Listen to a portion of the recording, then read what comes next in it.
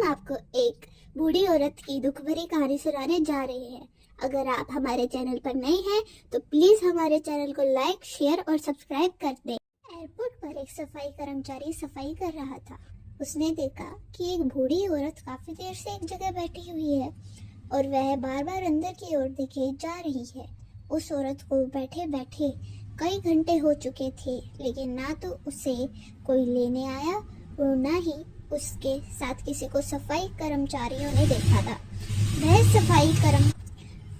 सफाई कर्मचारी अमन जब सुबह अपनी ड्यूटी पर आया तब उसने उस बूढ़ी औरत को वहां बैठे देखा था और अब उसके लंच का समय हो चुका था, लेकिन अब तक वह बूढ़ी औरत वहीं बैठी थी और लगातार सूनी आंखों से एयरपोर्ट में अंदर की तरफ देखे जा रही थी, मानो किसी का इंतजार कर रही हो।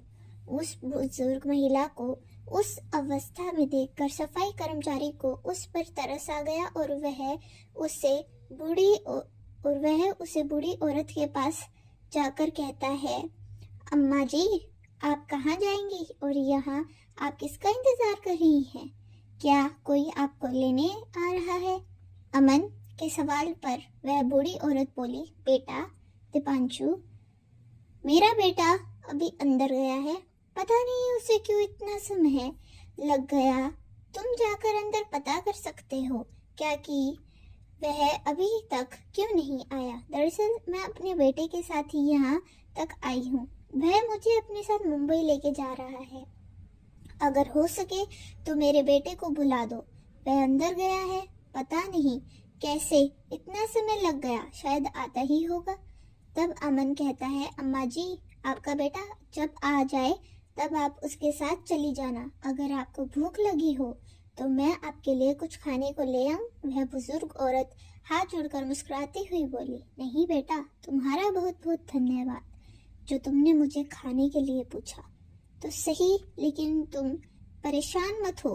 मेरा बेटा किसी भी समय आता होगा और अगर मैं उसे यहाँ नहीं मिली तो वह परेशान हो जाएगा, इसलिए मैं यहाँ से कहीं नहीं जाना चाहती।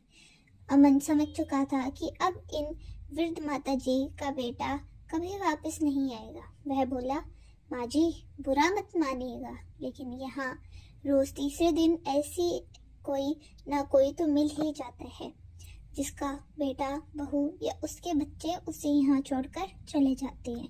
और यही नहीं, कभी मंदिर में, कभी सड़कों पर, ऐसे ही आजकल के बच्चे अपने माँ बाप को कहीं भी छोड़कर चले जाते हैं। इस पर वह अम्मा जी थोड़ी नाराज होती हुई बोली, नहीं बेटा, तुम ऐसा कैसे कह सकते हो? क्या तुम मेरे बेटे को जानते ही नहीं? फिर तुम यह कैसे कह सकते हो कि मेरा बेटा मुझे यहाँ छोड़कर चला गया है? यदि तुम सच में मेरी मदद करना चाहते हो तो अंदर जाकर देखो, वह अंदर ही कहीं होगा। अमन अंदर देख कर आया और आकर बोला, देखा माँ जी, मैंने आपसे पहले ही कहा था, आपका बेटा अंदर कहीं नहीं है। यह सुनकर वह थोड़ी परेशान हो गई, फिर भी वह खुद को समझाती हुई बोली, कोई बात नहीं, हो सकता है कुछ काम आ गया हो, थोड़ी बहुत देर बाद आ जाएगा। अब अमन भी वापस अपने काम में लग गया और अब धीरे धीरे शाम ढलने लगी थी और अमन अपने घर जाने को था। अंधेरा होने लगा था और एयरपोर्ट पर लाइट्स भी जल गई थी। अब गर्मी कुछ कम थी, शाम के समय थोड़ी थोड़ी सर्दी पड़ने लगती है। बेचारी बूढ़ी औरत अपनी साड़ी के पल्लू से खुद को ढकने की कोशिश कर रही थी और ठंड से कांप रही थी। अमन एक भला आदमी था। उसने उस वृद्ध महिला के पास आकर कहा, माँ जी, आपका कुछ नाम पता आपको पता है? वे महिला बोली, बेटा, मेरा नाम राज रानी है और मैं अपने बेटे के साथ यहाँ आई थी। दरअसल वह कुछ दिन पहले ही मुझे गांव से यहाँ शहर अपने पास लेकर आया था और जब बड़े शहर में उसका तबादला हो गया तो वह मुझे अपने साथ लेकर वहीं जा रहा था।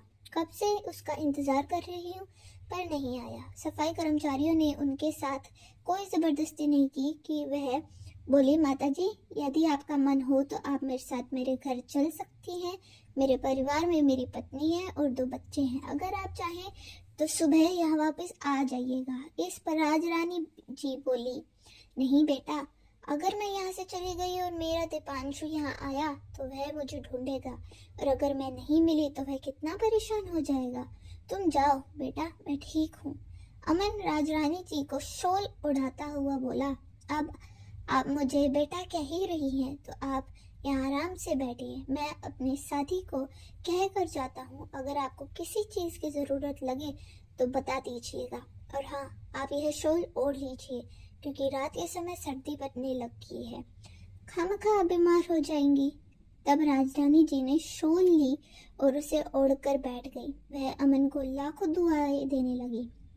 अब अमन को भी काफी समय हो गया, अतः वह भी अपने घर के लिए निकल गया और अपने घर जाकर उसने अपनी पत्नी को आज की घटना के बारे में बताया।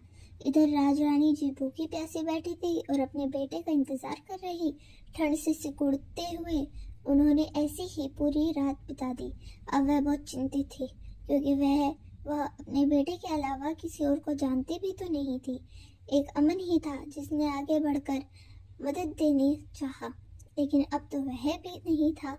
वे बेचारी पूरी रात ठंड में ऐसी ही बैठी रही। अगली सुबह जब अमन वापस अपने काम पर आया तो उसने देखा कि राजरानी जी अभी भी वहीं बैठी हुई थी।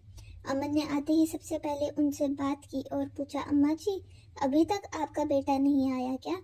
नहीं बेटा, पता नहीं मेरा बेटा कहाँ चला गया, रोती रोती राजरानी जी बोली। तो अमन ने उन्हें पानी पिलाकर शांत किया और बोला, अम्मा जी, मैंने आपसे नहीं कहा लेकिन मुझे कल ही शक हो गया था। आप माने या ना माने, आपका बेटा आपको यहाँ छोड़कर हमेशा के लिए चला गया है और अब वह आपको लेने कभी वापस नहीं आएगा।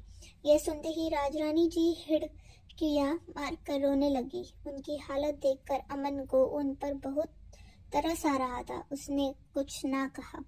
वह सोचने लगा कि अब शायद यह माता जी अपने किसी जानकार के यहाँ या फिर अपने घर वापस लौट जाएंगी। अमन अपना काम करने के लिए चला गया और राजरानी जी वहीं बेंच पर बैठी बैठी रोती रही और अचानक बेंच से गिर पड़ी तो वहाँ लोगों का जमावड़ा लग गया और आसपास के सभी लोग वहाँ आने लगे। लोगों की भीड़ को देखकर अमन भी वहां आया। एयरपोर्ट के अन्य कर्मचारी भी वहां एकत्रित हुए थे। अमन ने आकर देखा कि राजरानी जी नीचे जमीन पर गिर गई थी। वह थोड़ा घबरा गया। उसने उन्हें तुरंत उठाया और फिर से बेंच पर लेटाया। इतने में एयरपोर्ट के अन्य कर्मचारी वहां उपस्थित एक डॉक्टर को ले आए, जिसने आकर बताया कि वह औरत कमजोरी के चलते बेहोश हो गई। पानी की छींट मारकर उन्हें होश में लाने के बाद सभी अपने अपने काम पर लग गए और अमन ने उनसे पूछा, माँ जी, आप भी होश कैसे हो गई? डॉक्टर ने बताया, कमजोरी हुई थी। क्या आपने कल से कुछ भी नहीं खाया? राजरानी जी ने ना में गर्दन हिलाते हुए कहा, बेटा, मैं तो यहाँ अपने बेटे के भरोसे ही बैठी थी। मुझे क्या पता था कि वह मेरे साथ ऐसा करेगा। मेरे पास एक पैसा भी नहीं था जो मैं कुछ खरीद भी पाती। अमन को उनकी दशा पर और ज्यादा तरस आ रहा था। वह बोला, माँ जी, आप मेरे साथ चलिए, पहले कुछ खा लीजिए, फिर कुछ बात कीजिएगा। अमन राजरानी जी को लेकर वहीं पास में एक कैंटीन में लेकर पहुंचा और उसने राजरानी जी के लिए खाना मंगवाया। अब उसने उनसे बातों बातों में जानने की कोशिश की। वह बोला, माँ जी, आप कब से यहाँ बैठी थी? अब जब आपको पता चल ही गया है कि आपका बेटा अब आपको लेने वापस नहीं आएगा तो आप अपने घर वापस क्यों नहीं चली जाती? आप अब अपने घर वापस लौट जाना, यहाँ तो आपकी जिंदगी और मुश्किल हो जाएगी। राजरानी जी बोली, बेटा, मैं जाऊंगी तो कहाँ जाऊं? मेरे बेटे ने मुझे किसी लायक नहीं छोड़ा। मतलब? चौंकते हुए अमन ने कहा। तो राजरानी जी ने बताया कि विदेश जाने से पहले उनका बेटा जब उन्हें लेने गाँव आया था तो उसने कहा था, माँ, अब मैं आपको हमेशा के लिए अपने साथ के जाने आया हूँ, चलिए मेरे साथ। और अब हमारा वापस आना नहीं होगा तो हम घर को बेच चलते हैं। उसने मेरा घर भी बेच दिया। अब मेरे पास सड़कों पर रहने के अलावा और कोई चारा नहीं है। यह कहती कहती वह रोने लगी। उनकी दशा देखकर उसे बहुत दुख हो रहा था, पर वह करता भी क्या? बेचारा वह खुद एक छोटी सी नौकरी करके अपने परिवार का पालन पोषण कर रहा था, इसलिए वह कुछ ना कह सका। उसने उन्हें शांत कराया और खाने का बिल देकर वहां से चला गया। शाम को जब वह अपने काम से घर वापस लौटने लगा तो देखा कि राजरानी जी एयरपोर्ट के बाहर फुटपाथ वाली जगह पर एक बूढ़ी औरत बैठी थी। और उसके आसपास कुत्ते भौंक रहे थे और वह बूढ़ी औरत कुत्तों से बचने के लिए वहीं पड़ा पत्थर उठाकर उन्हें डराने की कोशिश कर रही थी और इसी कारण वे कुत्ते और ज़्यादा भौंक रहे थे, जिनकी आवाज़ से आसपास के और कुत्ते भी दौड़ आ रहे थे और वह बूढ़ी औरत बेचारी डरते डरते उन्हें भगाने की कोशिश कर रही थी और धीमे कदमों से पीछे हट रही थी। वहीं पर लगी एक स्ट्रीट लाइट की रोशनी में उन्होंने देखा तो पता चला कि यह बूढ़ी औरत कोई और नहीं बल्कि राजरानी जी हैं। और जब अब यह सब देख अमन से रुका ना गया, वह वहां गया और एक डंडे से कुत्तों को भगाकर राजरानी जी को एक तरफ बैठाया। वह थोड़ा साइड में जाकर अपनी बीवी को फोन मिलाता है और अपनी पत्नी को आज का सारा वाकया बताते हुए कहता है, वीना, मैं अपनी माँ को तो पैसे की कमी के कारण बचा नहीं पाया, लेकिन अगर कभी मैंने आते जाते देखा कि इन अम्मा जी के साथ कुछ बुरा हो गया तो मैं शायद खुद को कभी माफ़ ना कर पाऊँ। और फिर अब कुछ हो या ना हो, कम से कम 2 वक्त की रोटी तो हम इन्हें दे ही सकते हैं। और बूढ़े आदमी को क्या चाहिए? अगर तुम कहो तो मैं इन्हें अपने साथ घर ले आऊँ। वीना काफ़ी समझदार थी। वह बोली, कोई बात नहीं है, अगर तुम्हें सही लगता है तो ले आओ, हमसे जैसा बन पड़ेगा वैसे उनकी मदद करेंगे। और फिर जैसे हम सब खा पी रहे हैं सोच लेंगे घर में एक और सदस्य बढ़ गया है। यह सुनकर अमन बहुत खुश होया और राजरानी जी को लेकर अपने घर पहुंचा। उसका घर बहुत छोटा था, जहाँ पर वह अपनी पत्नी और बच्चों के साथ रहता था। राजरानी जी ने जब यह देखा तो उन्होंने कहा, बेटा, तुम लोग मेरे कारण परेशान हो जाओगे।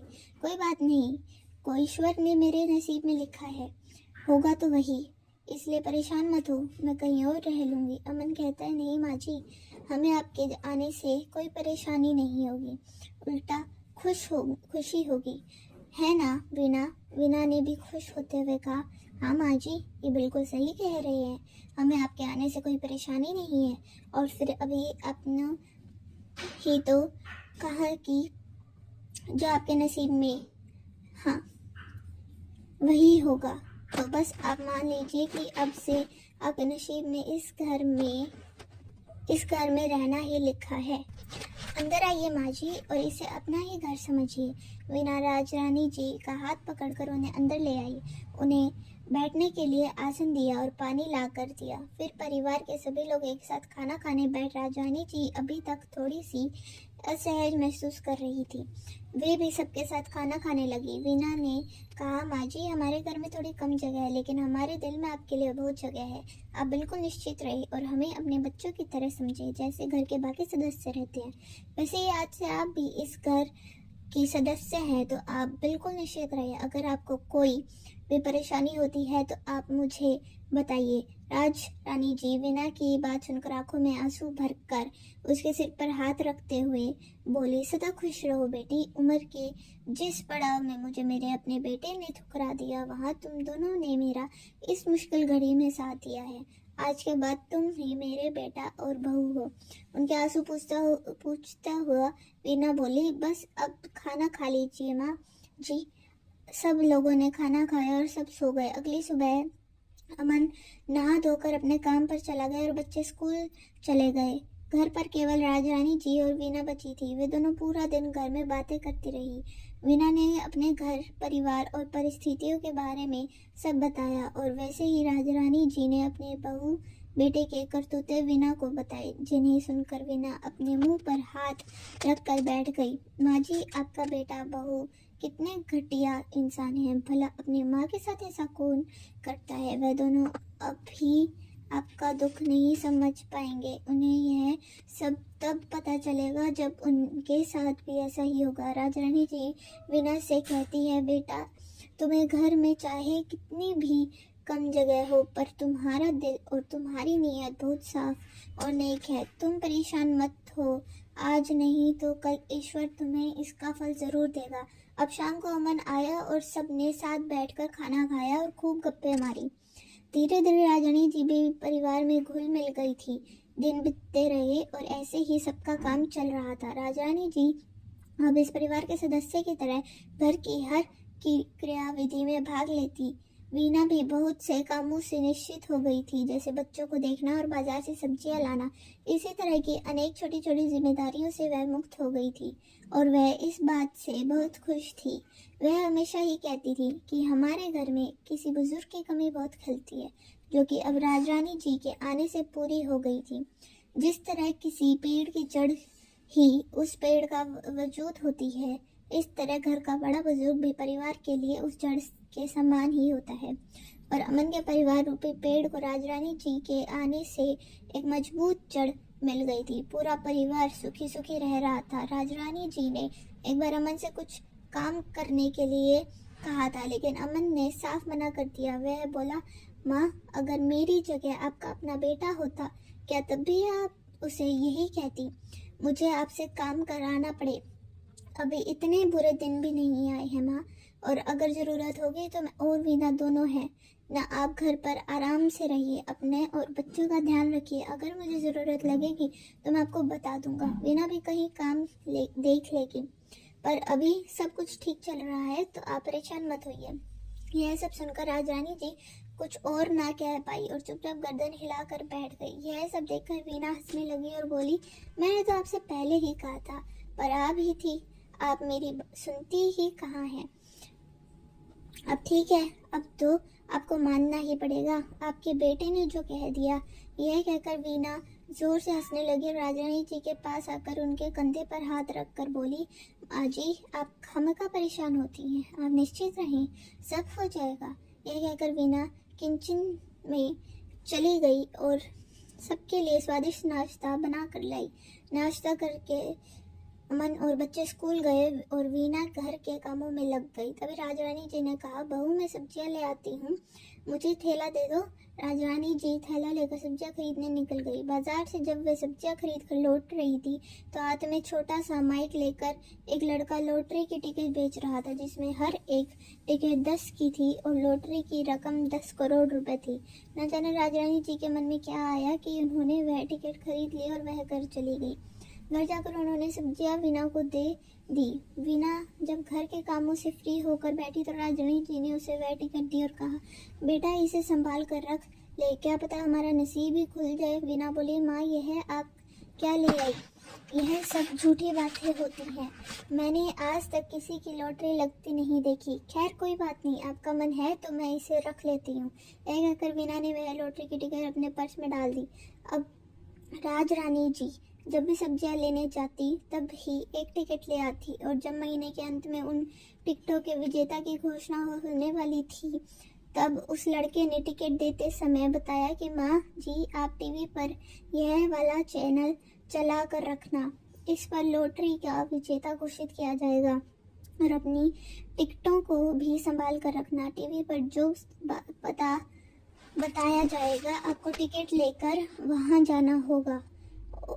अगर आपका नंबर आ जाता है तो मतलब अगर आपकी लॉटरी लग जाती है तो ठीक है। राजरानी जी ने सारी टिकट वीना को संभाल कर रखने के लिए दी थी और जाकर वीना से वह टिकटें मांगने लगी। वह बोली, वीना, कल बहुत सारी दिन है बेटा, कल लॉटरी का विजेता घोषित किया जाएगा।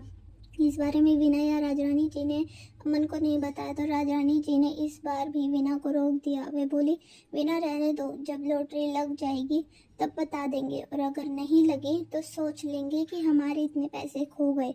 मन का क्या समझना है बेटा, खामखा अगर अमन ने भी उम्मीद लगा ली तो उसे भी दुख होगा, इसलिए रहने देते हैं। वीना भी मान गई और दोनों अमन के जाने के बाद टीवी खोलकर बैठ गई, और अब लॉटरी का विजेता घोषित किया जाना था। वीना राजरानी द्वारा लाई गई 5 टिकटें अपने सामने रखकर बैठ गई, और जैसे जैसे लॉटरी का विजेता घोषित किया जा रहा था वैसे वैसे वह उन टिकटों को चेक कर रही थी। लॉटरी के 3 विजेता घोषित होने थे।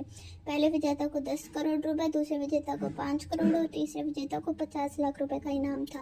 राजरानी जी और वीना दोनों ही हाथ जोड़कर बैठी थी और ईश्वर का नाम लिए जा रही थी, इस आस में कि उनकी लॉटरी लग जाए। तीसरे विजेता से बताना आरंभ किया गया। सबसे पहले तीसरे विजेता का नंबर घोषित किया गया, उसके बाद दूसरे विजेता का, लेकिन राजरानी जी की एक भी टिकट में उन दोनों में से एक भी नंबर नहीं आया। लेकिन अब भी एक मौका बाकी था और वे दोनों टीवी पर नजरें गड़ाए बैठी रही। जैसे ही तीसरा विजेता घोषित किया गया तो वे दोनों अपने सिर पर हाथ रखकर बैठ गई।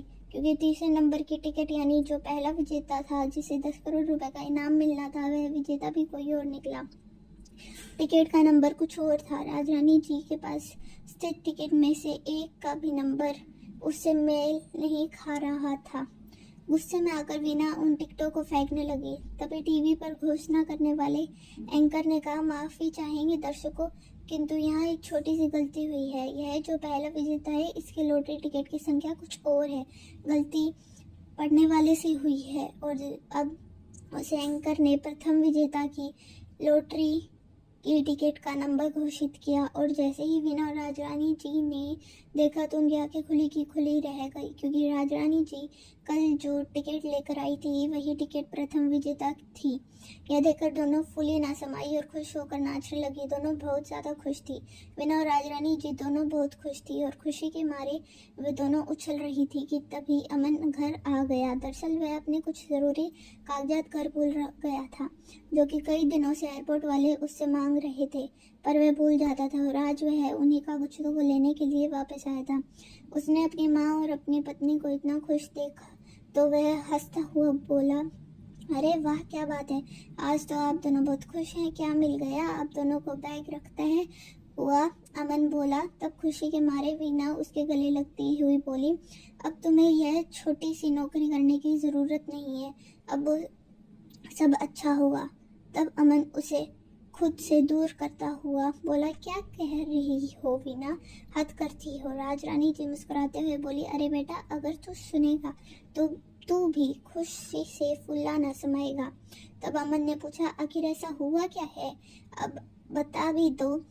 तब राजरानी जी ने उसे लॉटरी की टिकट दिखाई और टीवी पर जो नंबर दिखाया जा रहा था वह भी, जिसे देखकर अमन को भी खुद पर विश्वास नहीं हुआ। वह बोला, क्या सच में हमारी लॉटरी लग गई है माँ?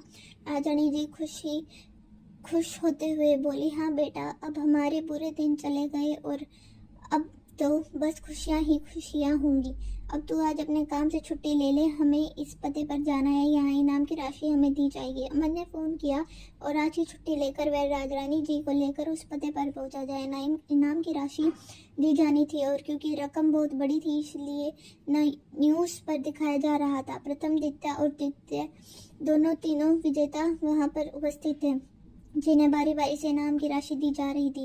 राजरानी जी का बेटा मुंबई में रहता था, पर वह अपने शहर का हालचाल जानने के लिए ऑनलाइन कुछ खबरें देख लिया करता था, कुछ न्यूज़ चैनल जिन्हें वह डेली देखता था। जैसे ही उसने न्यूज़ खोली तो उस पर अपनी माँ को देखकर वह चौंक गया। और जब उसे पता चला कि उसकी माँ 10 करोड़ रुपए की मालकिन बन गई है तो वह फूला न समाया और अपनी माँ को लूटने के इरादे से वह अपने शहर के लिए निकल पड़ा। पर वह जाता कहाँ, उसे तो एड्रेस ही पता नहीं था। उसने एयरपोर्ट पर कर्मचारियों से पूछा तो उसे अमन के घर के बारे में पता चला। वह अमन के घर जा पहुंचा, किंतु अमन और उसका परिवार वहां से शिफ्ट हो चुके थे। और होते भी क्यों ना भला कभी किसी करोड़पति को एक छोटे से कमरे के घर में रहते हुए देखा है। वह तो उनकी मजबूरी थी जिस कारण वे वहाँ रहे थे और ईश्वर ने आज उन्हें इस लायक कर दिया तो वह अपने नए घर में चले गए। जब राजरानी जी का बेटा वहाँ पहुँचा तो उसने देखा कि वहाँ तो ताला लगा है। पड़ोसियों से पूछा पर पता चला कि अमन और उसका परिवार एक हाई फाई सोसाइटी में रहता है, जहां उन्होंने अपना मकान लिया है। पड़ोसियों से पता पूछकर राजरानी जी का बेटा भी उस पते पर चला गया। उसने जाकर देखा कि दरवाजे पर एक चौकीदार बैठा हुआ है और अब वह उस चौकीदार से कहता है, सुनिए भाई साहब, यहाँ इस घर में एक राजरानी नाम की औरत रहती है, वह मेरी माँ है। आप जाकर उनसे कहिए कि आपका बेटा दीपांशु आपसे मिलने आया है यहाँ, फिर आप मुझे अंदर जाने दीजिए। गार्ड ने उसे वहीं रोक लिया और बोला, मैं फ़ोन करके पता करता हूँ। उसने राजरानी जी को फ़ोन किया और पूछा, माँ जी, बाहर कोई लड़का आया है और वह कह रहा है कि वह आपका बेटा है, उसका नाम दीपांशु है, वह आपसे मिलना चाहता है। राजरानी जी ने गुस्से में कहा कि वह मेरा बेटा नहीं है, मेरा बेटा यहाँ मेरे साथ है, उससे कह दो कि चला जाए यहाँ से। मेरे मेरा उससे कोई वास्ता नहीं है।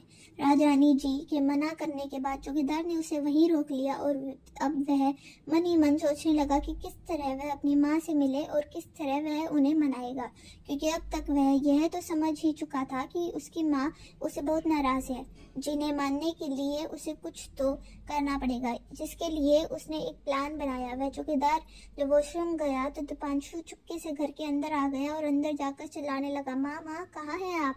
देखो आपका बेटा आ गया आपसे मिलने के लिए। कितने दिन हुए आपसे मिले हुए, मैं तो कब से तरस रहा था आपसे मिलने के लिए। राजरानी जी को देखकर आगे बढ़ता हुआ दीपांशु बोला।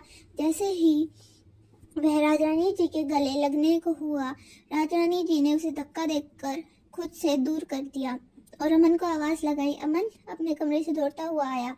क्या हुआ माँ, आप चिल्ला क्यों रही थी? आप ठीक तो हो? तब राजरानी जी ने अपने बेटे की तरफ उंगली करते हुए कहा, अमन इस नालायक को इस घर से निकाल दो, मुझे इसकी शक्ल भी नहीं देखनी। अमन कुछ समझ नहीं पा रहा था। तभी राजरानी जी का बेटा फिर से माँ माँ करता हुआ उनके पैरों में लिपट गया। तब अमन समझा। अमन उसे उठाता हुआ बोला, तो तू है वो है नालायक और कमीना बेटा जिसने अपनी माँ को तड़पने के लिए एयरपोर्ट पर छोड़ दिया था, जिसने यह भी नहीं सोचा कि वह कहाँ रहेगी, क्या करेगी, वह अपना जीवन कैसे जिएगी, जिसने उन्हें जीते जी मरा हुआ समझ लिया। आज उसे अपनी माँ की याद आई है। तुझ जैसे कमीने को मैं बहुत अच्छे से जानता हूँ और तू यहाँ किस इरादे से आया है मैं वह भी जानता हूँ। निकल जा यहाँ से वरना मैं तेरी जान ले लूँगा, अमन ने धक्का देते हुए कहा। तब वह लड़का अपने हाथ की नस पर चाकू रखता हुआ बोला, माँ अगर आपने मुझे माफ़ नहीं किया तो मैं अपनी जान ले लूँगा। राजरानी जी उसे इस तरह देखकर बोली, तुम जैसा स्वार्थी कभी अपनी जान नहीं दे सकता, केवल दूसरों की जान ले सकता है। मैं अच्छे से जानती हूँ कि तू यह सब ड्रामा किस लिए कर रहा है।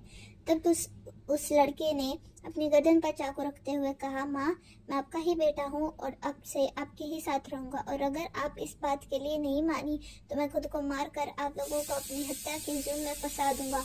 या तो मुझे भी यहाँ अपने साथ रखो या फिर मुझे इनाम के वह पैसे दे दो, मैं यहाँ से चला जाऊंगा। अमन ने जैसे ही उसे धक्का देने के लिए हाथ आगे बढ़ाया, वैसे ही उसने अमन को खींचकर उसकी गर्दन पर चाकू रख दिया और राजरानी जी को धमकी देने लगा, अगर आपने मुझे इनाम के पैसे नहीं दिए तो मैं इससे जान से मार दूंगा। राजरानी जी अमन की जान को खतरे में देखकर घबरा गई और बोली, नहीं नहीं, मेरे बेटे को कुछ मत करना, मैं तुम्हें जितनी भी रकम है वह देने के लिए तैयार हूँ। ऊपर खड़ी हुई वीना यह सब देख रही थी, जिस पर राजरानी जी के बेटे दीपांशु का बिल्कुल भी ध्यान नहीं था। वीना ने तुरंत पुलिस को फोन किया और सारी घटना की जानकारी दी। राजरानी जी ने अमन की जान बचाने के लिए वीना को आवाज लगाई और कहा, बहू घर में जितने भी पैसे हैं और गहने हैं सब भर लाओ, मुझे मेरे बेटे की जान से ज्यादा प्यारा कुछ नहीं है। तब यह सब देखकर दीपांशु शैतानी मुस्कुराहट लाते हुए बोला, अरे वाह बड़ा प्यार है माँ बेटे में, अपने सगे बेटे से इतनी नफरत और इस पराई से इतना प्यार।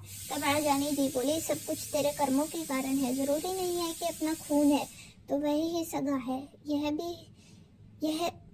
या वह ही अपना ख्याल रखेगा। तूने तो मुझे मरने के लिए छोड़ दिया था, उस वक्त मेरा यही बेटा था जिसने मेरा साथ दिया था, तो भला मैं आज उसे इस हालत में कैसे छोड़ सकती हूँ। दीपांशु इन सब बातों में लगा था और क्योंकि वीना ने पुलिस को फोन करके सारी स्थिति बता दी थी तो पुलिस ने भी चुस्ती दिखाते हुए तुरंत कार्रवाई की और सभी लोग इतने धीरे धीरे अंदर आए कि दीपांशु को अंदाजा ही नहीं हुआ कि कब उसके घर पर पुलिस इंस्पेक्टर ने गन तान दी और तभी एक कांस्टेबल ने आकर उसके हाथ से चाकू छीन लिया।